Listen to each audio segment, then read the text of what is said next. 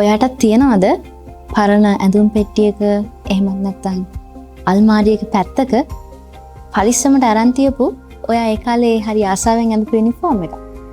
එහෙනම් මම මේ කතා කරන්නේ ඔයාට.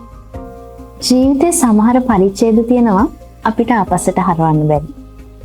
ඉතින් මේ වගේ වෙලාවට අපිට සිද්ධ වෙනවා ලොකු හුස්මක් අරන් ඒ පරණ මතක එක්ක මොහොතකට තනි වෙන්න. ජීවිතේ එක සැරයක් හරි ශිෂ්‍ය බටෙක් විදිහට රන්ටැඹේ පෝලිං වෙලා එක පෙරඩ් එක හරි ගිහින් තියනවා නම් අනිවාර්යයෙන් ඔයාටත් හිතිලා ඇති අනේ තව එක කැම්ප් එකක්වත් යන්න තිබ්බනම් කියලා. ඉතින් මම ආවේ ඒ ප්‍රශ්නෙට ඔයාලට උත්තරයක් අරගෙන. ශිෂ්‍ය බට ඉතිහාසයත් වර්තමානයත් ඒ වගේම අනාගතයත් එකම කාල රේඛාවකට අරන් අපි සූදානම්.